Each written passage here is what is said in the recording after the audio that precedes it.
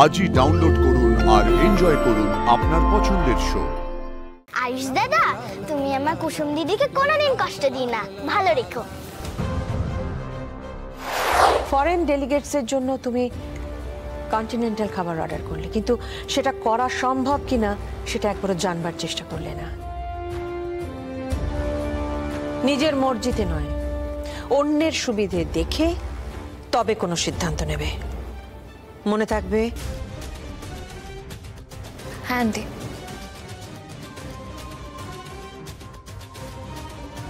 তোমার সাকসেসের জন্য আমাকে এত কথা শুনতে হলো কুসুম।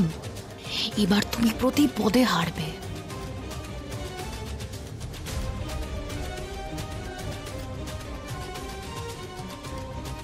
সবাই খেয়েছো ভালো করে? দারুণ রান্না হয়েছিল, আমি তো দুবার ভাত নিয়েছি। চাটনিটা দারুণ টেস্টি হয়েছিল। বাবা, আর কিছু খাবে না, আর একটু কিছু খেলে পেট ফেটে যাবে। আন্টির এদেরকে নিয়ে এত আদিক্ষেতা আর সহ্য হচ্ছে না। এরা সবাই কুমারী। আমাদের পরিবারের নিয়ম অনুযায়ী আজ এদেরকে প্রত্যেককে ঈশ্বর ভেবে পায়ে হাত দিয়ে প্রণাম করে এই উপহারগুলো ওদের হাতে তুলে দেবার কথা। আমি চাই দেবলীনা, আজ তুমি ওদের পায়ে হাত দিয়ে প্রণাম করে উপহারগুলো তুলে দাও।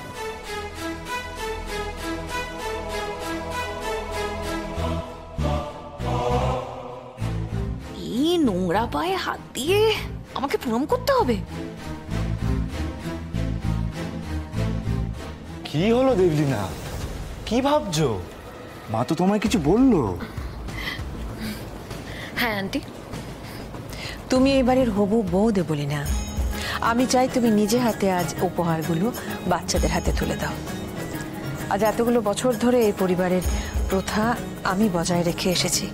আমি চাইবো বিয়ের পর তুমিও এই প্রথা বজায় রাখবে। কাজী এই উপহার তুমি নিজে তুলে দাও।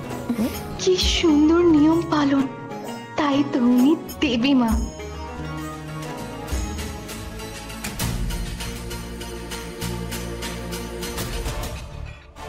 এই মেয়েটা মুখ খুলে দিলে তো সর্বনাশ হয়ে যাবে। যত তাড়াতাড়ি সম্ভব এদেরকে এখান থেকে তাড়াতে হবে।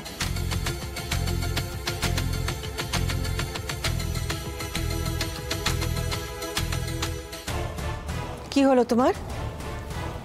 নেবে না উপহার?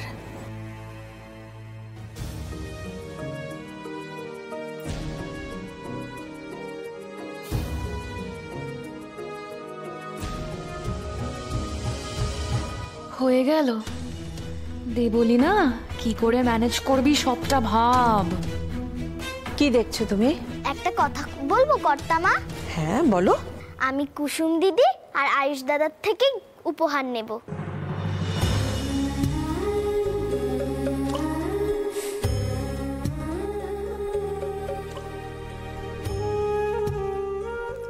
বাড়ির কাজের লোকের কাছ থেকে উপহার নেবে তুমি?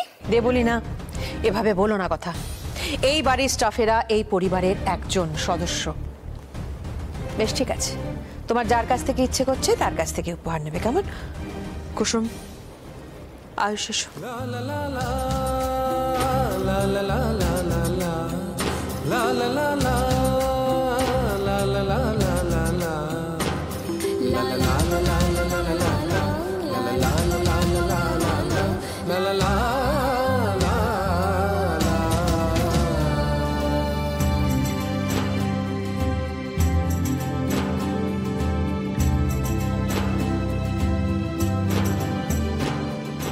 আমার কুসুম দিদি খুব ভালো।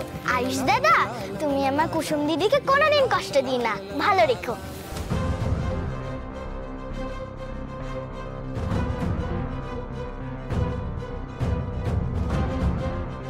এটা কি বললো তোয়া? আয়ুষ কেন কষ্ট দেবে কুসুমকে? আমরা আসি কেমন? টাটা।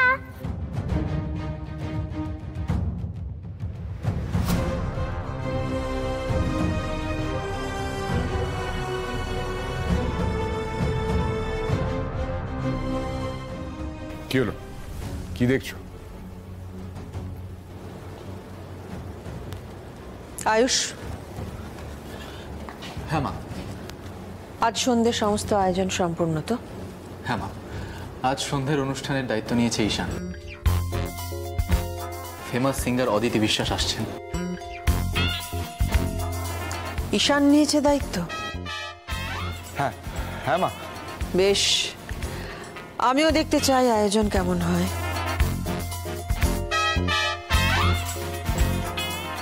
ঈশান সাহেবের মুখটা শুকিয়ে আমের আটির মতন হয়ে গেল কেন? কি হয়েছে? মানে আউট অফ স্টেশন, অন্য প্রোগ্রামে? আচ্ছা বেশ, অদিতি বিশ্বাস নেই, কিন্তু অন্য কেউ তো অ্যাভেলেবেল আছে। অন্য কেউ নেই? এবার কি হবে? কি হয়েছে ঈশান সাহেব? সর্বনাশ হয়ে গেছে, কেলেঙ্কারি হয়ে গেছে জাদুকর। কি? হ্যাঁ, আজকে অনুষ্ঠানে সব আয়োজন হয়ে গেছে, কিন্তু যে গান গাইবে তাকেই বুকিং করা হয়নি। হ্যাঁ, এবার কি হবে?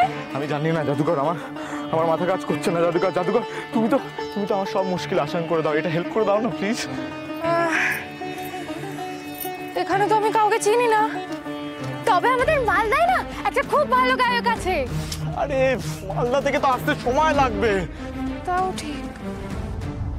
আজকের দিনটা মায়ের জন্য খুব স্পেশাল। ঠাম্মি নাকি আজকের দিনে প্রত্যেক বছর অনুষ্ঠান করত, আর সেই ধারাই মা বজায় রেখেছে। আজকের দিনেই বড় সিঙ্গার আসে, নাম কীর্তন হয়। এই বছরই আমার উপর দায়িত্বটা দিয়েছিল, কিন্তু সব মাথা থেকে বেরিয়ে গেছে। জাদুকর জাদুকর, আমি কিছু মনে রাখতে পারছি না। জাদুকর, তুই কিছু একটা করো, আমি কিছু মনে রাখতে পারছি না। আমি না আপনাকে ব্রাহ্মী শাকের শরবত করে খাওয়াবো, দেখবেন আপনার সব কিছু মনে থাকবে। আরে সেটা তো না হয় কালকে খাওয়াবে, কিন্তু আজকে কি করব? অদিতি বিশ্বাস যদি না আসে তাহলে গানটাকে গাইবে। গানকে গাইবে মানে? ভাইদা সর্বনাশ হয়ে গেছে। কি সর্বনাশ হয়েছে? কি হয়েছে? ভাইদা, কালকে মিটিং এর চক্করে অদিতি বিশ্বাসকে বুকিং করতে ভুলে গেছি। আজকে ফোন করে জিজ্ঞেস করলাম, বললো যে অন্য প্রোগ্রাম ধরে নিয়েছে, আউট অফ স্টেশন। এসব তুই কি বলছিস? তাহলে আজ সন্ধ্যাবেলার অনুষ্ঠানে গানটা গাইবে কে? ভাইদা আমি জানি না, তুই কিছু একটা উপায় বের কর। আমি তোর পায়ে পড়ছি, উপায় বের করবো। আজব তো। আমার কাছে একটা বুদ্ধি আছে।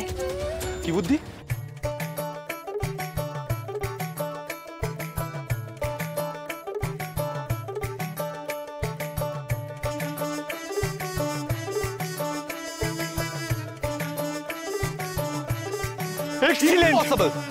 হ্যাঁ মানে টু গুড আইডিয়া জাদুকর। তুমি জঘন্য আইডিয়া, এটা হবে না। মায়ের চোখকে ফাঁকি দেওয়া এত সহজ নাকি? আপনার কাছে কোনো বুদ্ধি আছে? না, কিন্তু ছাড়। তুই বল ভাইদা, তুই কি চাস যে আমার মা পিঠের চামড়া তুলে বারান্দায় ক্লিপ দিয়ে ঝুলিয়ে রাখো? না, তাহলে এসব ছাড়। এই আইডিয়াটাই আমার একমাত্র বাঁচার উপায়। মেনে নে প্লিজ।